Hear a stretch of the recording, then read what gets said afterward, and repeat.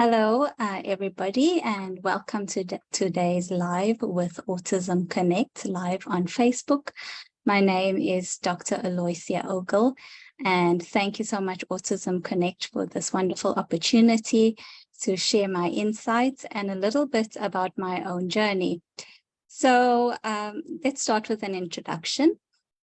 I am a medical professional. I studied medicine in South Africa. And before leaving to the UAE, where I live now, I used to do forensic medicine.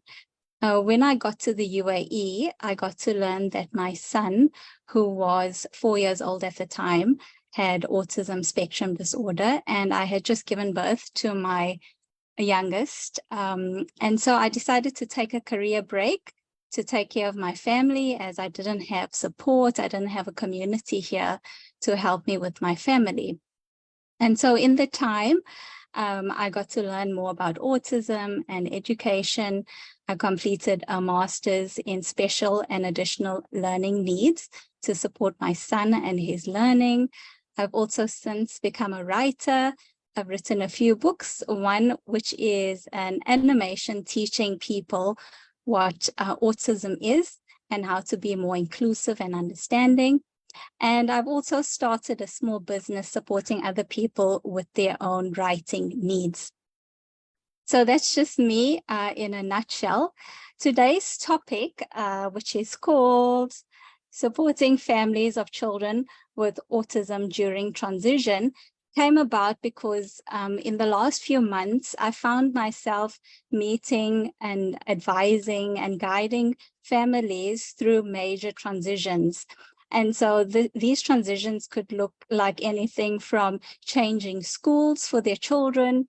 If one parent, for instance, myself, who's not working, wishes to go back to work or continue their career, what are some of the things they need to consider if they do make that decision? And also families who are looking to emigrate or leave their home country to another country, and some of the things that they need to do when considering and making these decisions. I will go through some of the similarities through major transitions that families face and some of the things that we can do to help alleviate the stress and burden of that while making that decision. And also basically go through each one of those scenarios and things to consider when making those decisions. Okay, so the first thing I've noticed is that a lot of us go into decision making with a lot of fear. And that fear comes from the fear of change, the fear of unknown, and that is not unique to us. I think every human being is afraid of what they don't know. But I think that fear is heightened in families with children with autism because they know what they've been through, they know the challenges that they've been through. And so suddenly this idea of upsetting the apple cart brings a lot of fear and anxiety. Now, studies have shown that parents with children with autism do have significantly lower resilience, as well as higher anxiety and depression in uncertain circumstances.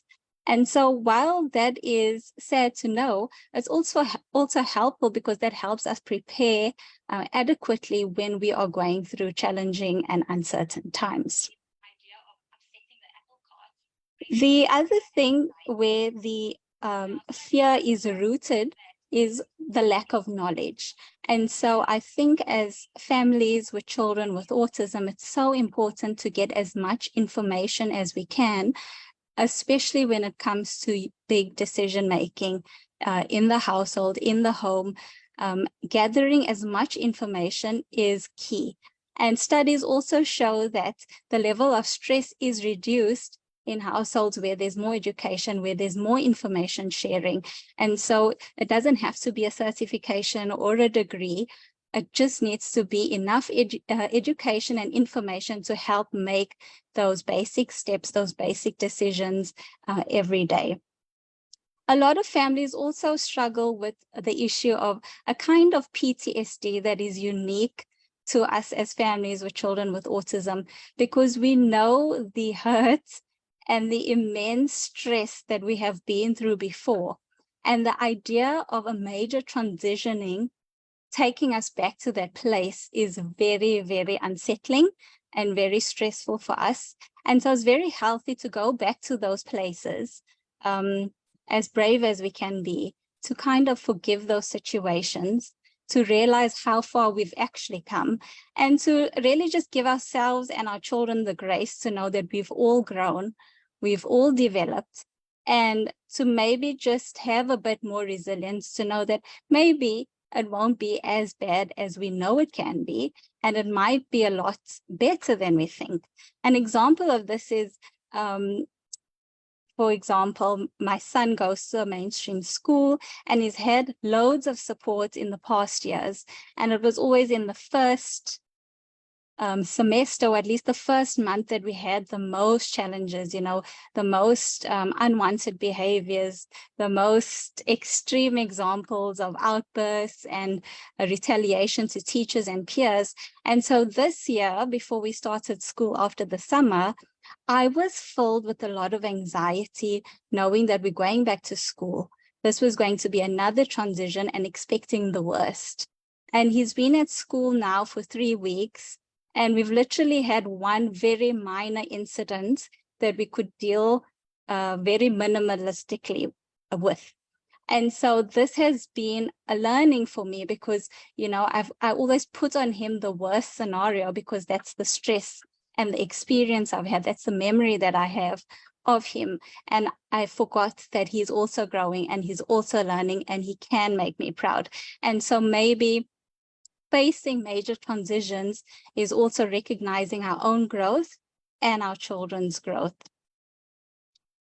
Okay. Another aspect of the fear that we have is also just knowing the amount of effort that has to go into making these major decisions and these major transitions. When we look around us at our peers who have children who are typical, it just seems so easy for them to try something new and it's fine and everybody's happy and everybody's okay. And the amount of effort that we would need to make to be able to make a change, to transition to something new, to try something new and be okay with somebody or maybe the whole family not having a good experience through that. And so that's also a level of fear that parents have. Okay, so the next point, so that's fear covered, right? Our first point is fear, and a lot of us have immense fear to try anything new, and we've discussed some of the reasons why we have that fear. And so the next point is gathering information, and we spoke about the importance of having information and knowledge because it doesn't just only lessen our fear, it improves our resilience, and it gives us more information to work with so that we can make the best decision for ourselves and for our children. So when embarking on an idea or a plan that will affect every member of our family, we need to discuss these plans with people close to us. So often we might get an idea of something and we could either just brush it off and not try because we know, or at least we think we know, that it's not going to be good for everyone. But sometimes it could just be such a desire and a burning in our hearts that we really need to do this thing. But sometimes it is blocked by our emotions and our dreams. And so it's very good to discuss it with people close to us, because they can offer us an objective view of, if we make this decision, how might it affect us? They give us a different perspective. Sometimes it might not be something that we want to hear, but it is something that we need to consider and think about when embarking on the decision-making process. We also want to involve every member of our families because whatever choices we make will impact them as well. And so whether it's a spouse, whether it's a helper in the house, whether it's a small child or even a nonverbal child, we have to have some form of communication tool to be able to say, listen, this is what I would like to try. how do you think this might impact you? And it's so healthy for us to discuss our fears, our concerns, and inhibitions with one another, and to consider each other when we're making these plans, especially our children. And, you know, even if your child is nonverbal and you have to communicate it in maybe doing something differently or doing a different task, to kind of see, if I had to do X, Y, and Z, what would be the response? But doing it in a very controlled way so that you can know a little bit of what the response might be should you embark on something bigger. And so feedback is always good, even if it's positive and even if it's negative. Be honest with yourself and be honest with your family.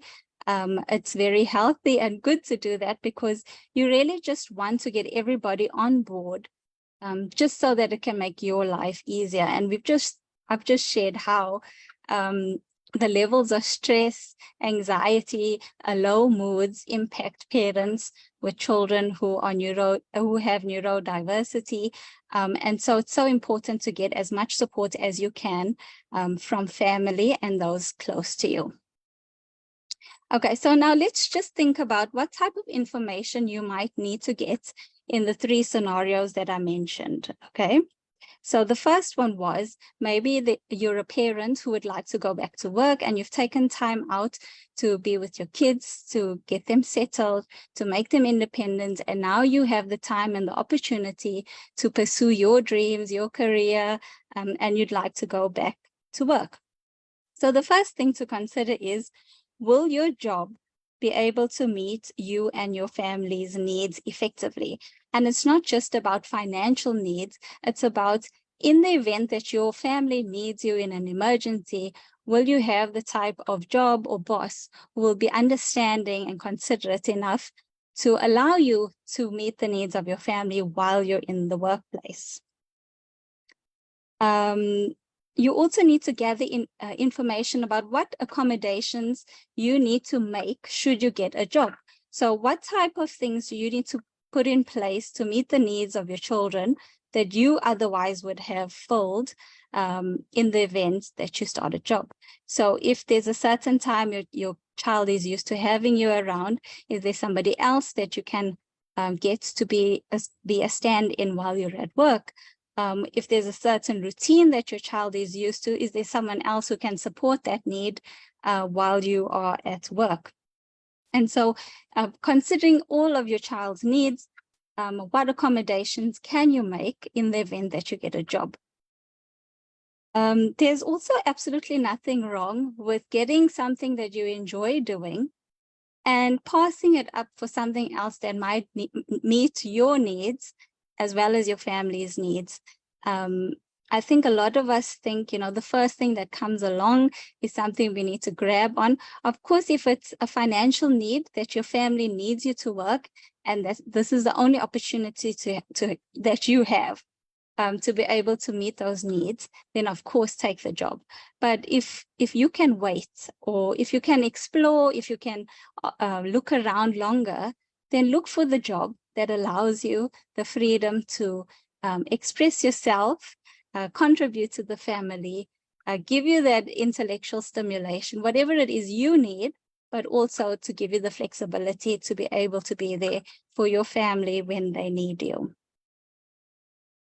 Okay, so if we're considering something like a change of school, you want to get as much information as you can about that particular school. Now, it's very important as a parent when it could be the case that you want to change a school, or it could be the case that your child has not been at school and now they are starting school. You want to know what the school culture is around inclusion and diversity. You want to know if the school has a policy about this and where they stand about on this topic. Now, it's okay if they have a policy, but if they're not practicing it, it's so important to get the information of other people that attend that same school, members of that community, to find out if indeed what they have on paper is exactly what they practice. Now, if you've never done this before, you also want to get the policies of your regional area, as well as your government, your national policies, to see if the school policy is aligned with the national and regional policies, and what is the general take of your community for inclusion and diversity.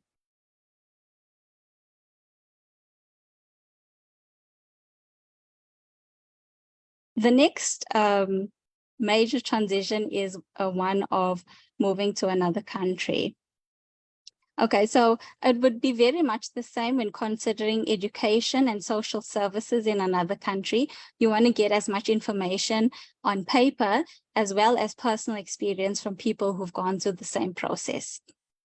Another thing you have to consider is that country open to allowing your child and you to come to that country? Now, there are many countries that are open to families with children with special needs to come over. They even can be nationalized, but there are a few countries in the world that will not allow nationalization of children with autism or even parents with other medical conditions. And so it's very important that you get that information and be able to make a decision that is in the best interest of your family. So an example of this is I'm aware of a family who wanted to move to another country, and the husband left his job and went ahead because he found a job in the other country, and the wife stayed behind. She left her job and was going to come across with their 2 children, but one of their children has autism. And once the government of the new country was made aware that their child has autism, their visas were denied because that country does not allow children with autism to emigrate to their country. And so now the husband was stuck in the new country. The wife now had left her job and no longer has a job. And now she has 2 children to look after in the home country. And so because they didn't get enough information and they weren't aware of these laws and policies, they made this huge change in their lifestyle and to their own detriment because they didn't have enough information. You may also have heard of a family that's gone to another country and successfully settled there, but you don't know what current policies are. So even if you might know a family who successfully moved, you want to know what the current standing of that country's laws and policies are around autism and around other illnesses that you yourself might have, because these things change. And so an example of this is even in the UAE, things change month to month, year to year. And so you always have to be aware what the current situation is on that particular area in that country. Okay, you also want to get information about whether your transition or your move will give you the means to be able to take care of your child. So some countries offer free social services for all children, regardless of whether they have a neurodevelopmental disorder or not. But there are countries where all social services are privatized, example, the UAE. So will you have enough money to be able to take care of you and your family when you move to the UAE?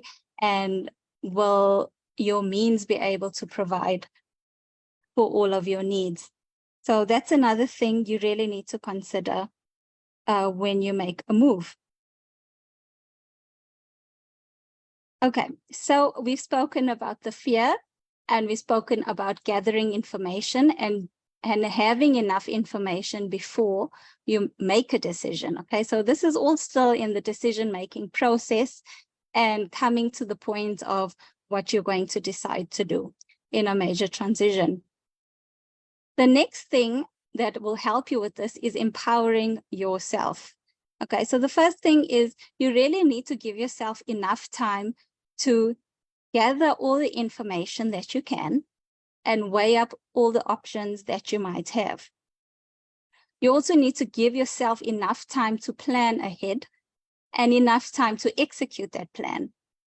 And this is basically the way that we approach any new thing with our own children, okay? So when we know our children are struggling in a certain area, we always need to evaluate the situation, get enough information, plan a strategy or plan a different way of doing things, and then execute that plan with the help of everybody around us. And so it's the same process when you're making a decision for a major transition. You also want to be very patient with yourself and your family during this time. You need to give everybody, your close friends and network, your immediate family time, not just to get on board with your plan, but to be comfortable that, you know, you guys are going to embark on this decision together, and it's all of your decision equally. And so you need that level of patience to be able to convince and just show them how this transition might help them. And if there's enough evidence to show that maybe this is not the best thing for you and your family at this time, then you need to be patient enough to wait until a future point in time where it might be a decision to consider. Okay, you also want to give yourself the opportunity to be flexible. Okay, and I'm sure as a special needs parent, I know that no matter the amount of planning I might make, things will always change, or there will always be someone that doesn't go along with the plan. And so we should be flexible enough to adjust our plan or extend our plan or change something in the plan so that everybody's on board and everybody's happy through the process. If there's a pivot that needs to be made for whatever reason, we should be able to say, okay, this is not working. Which direction do we need to go in now? And so flexibility is key, and adjusting based on the needs of everybody in the family.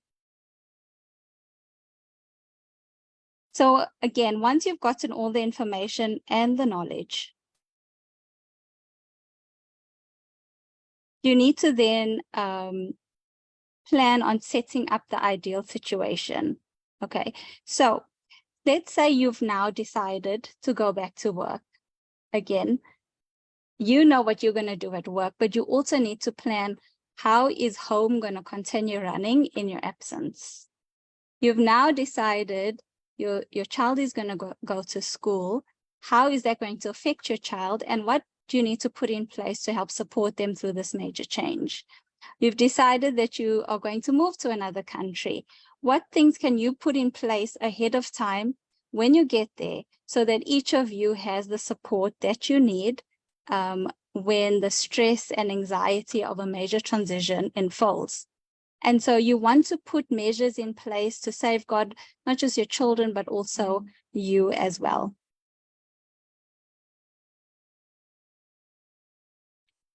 Another thing you might want to consider, apart of safeguarding, is what are some of the things that you will need to go through this major transition? So if it's a career, pursuing a career, are there accreditations you need to get? Are there certifications you need to get? Do you need to get existing certificates, go through a process of authentication? What are those things you need to do to get that job? If it's starting a school, what reports do you need to get from your therapist? What previous school reports you need to provide? What are the things or certificates a school would need to admit your child to a new school? And the same thing with going to another country. What are the things that you need to collect? And every country is different. And so when you choose to move to another country, you need to know all the documentation that you need to get before you embark on that decision.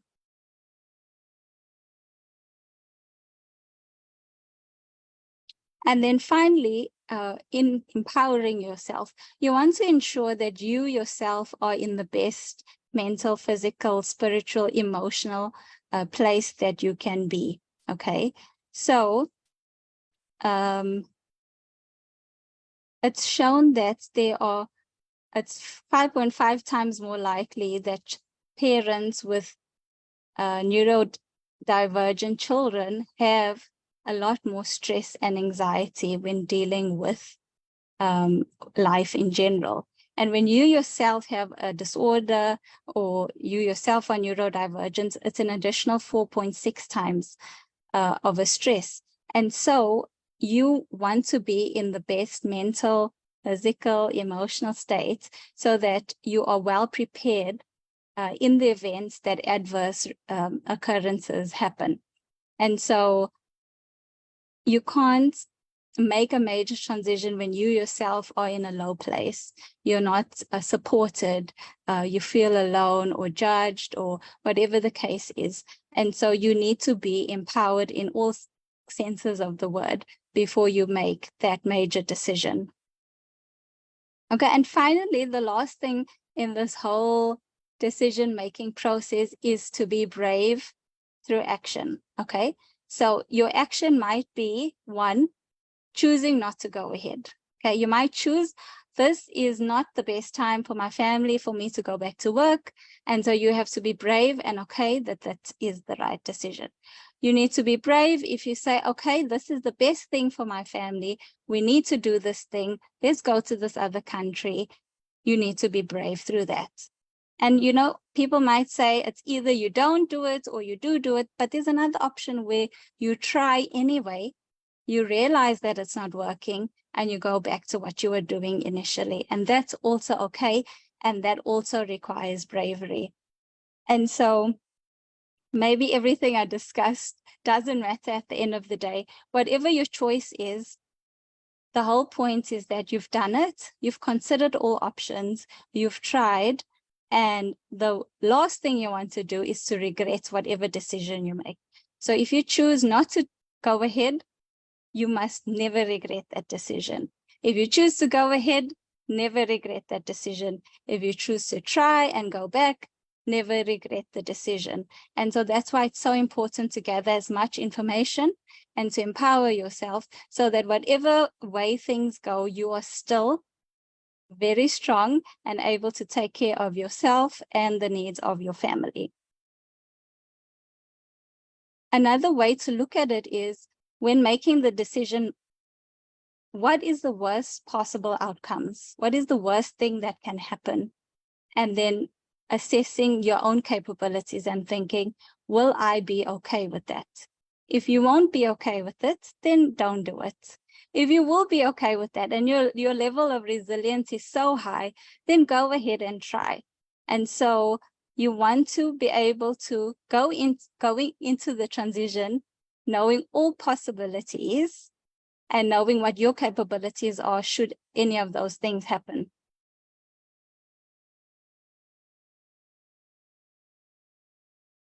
Okay, along the journey, you might feel like you're facing a few failures. Things might not go the way that you planned. There are a few upsets. Again, this allows us to practice that flexibility, that ability to pivot, but also we need to be in the best condition so that those small failures or mistakes are not seen as something bad or wrong, but that we use them as opportunities to learn and grow. And so our mental state of being is so important when those things happen, so that it can push us to continue being brave rather than pulling us down. And then we are no longer able to function to our maximum potential for ourselves and for our families. Okay, and so we have to be absolutely brave to overcome the fear of disrupting what we've already built. So many families find themselves in a position where they've worked so hard to finally get this calm and peace, and their children are in the best place and they're in the best place, but there's just this feeling inside of them where they want to try something new and they want to do something differently. But that fear of disrupting the status quo, the apple cart, is so immense that they don't even want to try. And so we really need to get over that fear. And the fear is the biggest thing that prevents us from making the most progress in decision making. So regardless of what decision you make, it should never be driven by fear or influenced by fear, only by information, knowledge, and everything else that involved, not fear. Okay, another thing that requires bravery is asking for help. I know for myself, it took me a long time to be able to just say, listen, I'm really struggling in this area. Can you please help me? More often than not, there are people around you waiting for you to ask for help, because people know that you can only help somebody who wants help. And so until you say, please help me, people won't be able to know what your needs are. And so ask for help. They might say yes, they might say no, but you've asked. And most people will step up to support you and help you through any situation. So just ask. Another thing to really think about is that as parents of children with autism, we've been able to acquire skills and knowledge that kind of just diffused into us without us even knowing. Okay, and so we should never negate or take for granted our abilities and our skills. I know many of us think we are failures, we damaged our children, we've made so many mistakes, but there's also so many things that we've learned, grown, and done right. And so it's very important to remember that we are resilient. We've come this far, we've achieved so much, and people actually admire our ability to do what we do every day. We can function in high stress situations and get positive outcomes. We are able to problem solve like nobody else because we're forced to think about things innovatively out of the box, because some of the conventional ways of doing things just don't work. And so there are so many things that we are good at that we can take into our next step, into our next transition, that will benefit us and our families as well. So never forget the things that you have learned and grown through in your process of parenting a child with autism.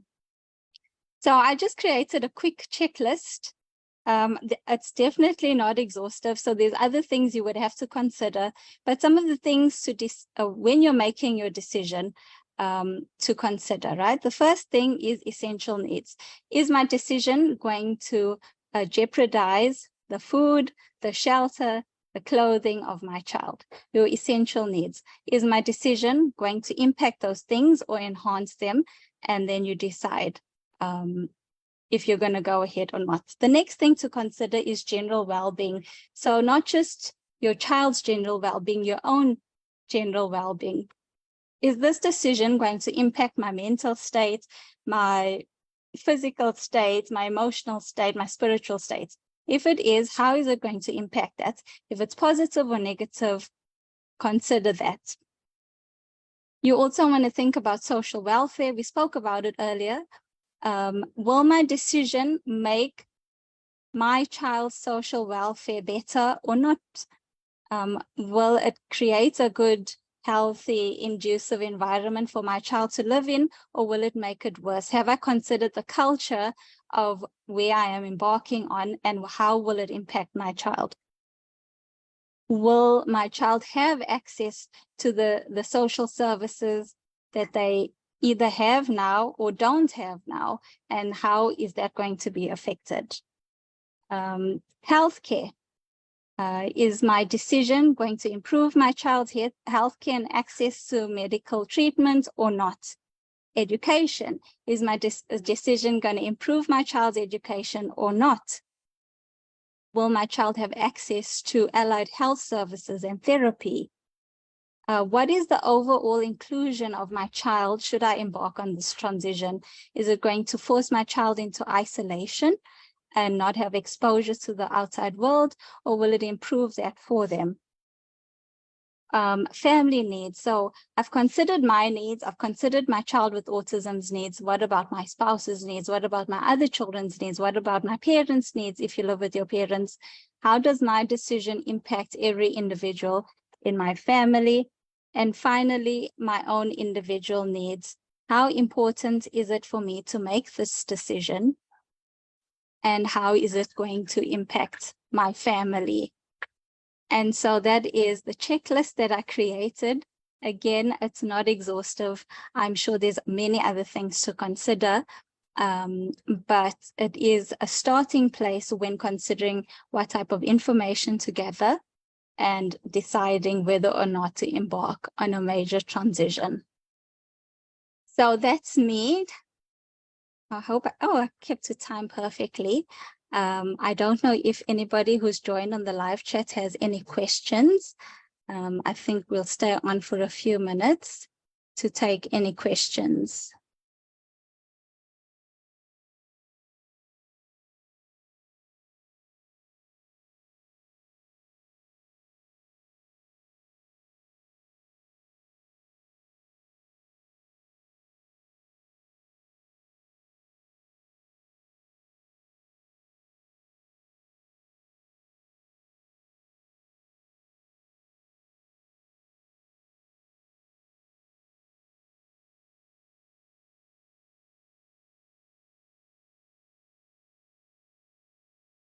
Okay, so it seems there are no questions, which is fine.